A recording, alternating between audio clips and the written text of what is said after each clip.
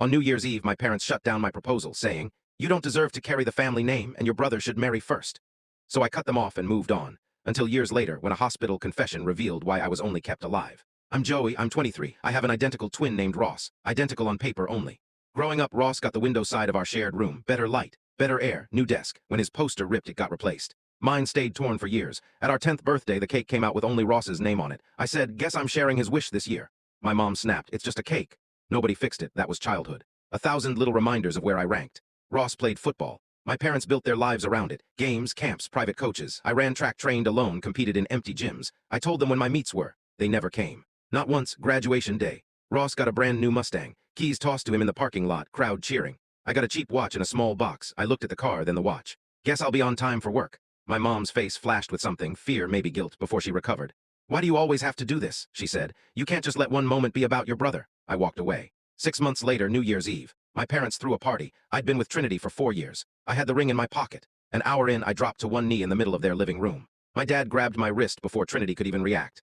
"What are you doing? Proposing? No, you're not. You haven't earned the right to use this family's name like that. You have nothing to offer her." He gestured to Ross. "He does." Ross stepped forward. "What the hell are you talking about?" My mom waved him off. "Not now." "No, right now," Ross said. "You're embarrassing yourselves." They ignored him. I looked at Trinity. She was calm. I took her hand and walked out. Behind us, my cousin Lara filmed everything and posted it with a laughing emoji. The video went viral. Comments flooded in.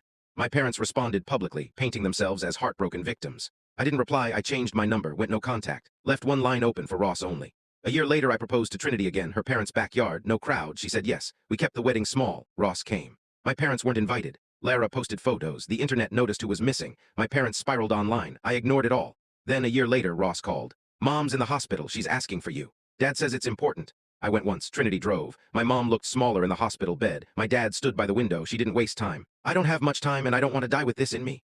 She took a breath. "We only wanted one child. When the doctor confirmed twins, we panicked. We talked about options." Ross froze. "What are you saying?" "Selective termination," she said. "You were identified as hemodynamically necessary. Losing you would likely mean losing him too." The word sat there, cold and ugly. "You were smaller," she continued. "The doctor said you were weaker. Terminating you would have compromised the stronger fetus." Ross turned to me. "I'm alive because of him." "Yes," she whispered. My dad cleared his throat. "We regret how things turned out." My mom reached for my hand. I stepped back. "I'm sorry," she said. "Sorry for what?" I asked. "For everything. Be specific," she struggled. "For how we treated you." I shook my head. "Sorry for getting caught or sorry the internet noticed?" My dad snapped. "That's not fair." "You reduced my existence to a medical function 5 minutes ago," I said. "Don't talk to me about fair." My mom was crying. "I didn't know how to love you. I was afraid of you. Every time I saw you, I thought about what could have happened." I didn't raise my voice. "I wasn't your difficult son. I was your tourniquet." Silence. "And now the cord is cut." I walked out. Trinity stood the second she saw me. She put her arm around me and we left. I didn't feel broken. I felt finished. So I'll ask you this. What would you do if you found out you weren't kept because you were loved, but because you were necessary? Would you forgive because they're sorry now? Or would you walk away clean?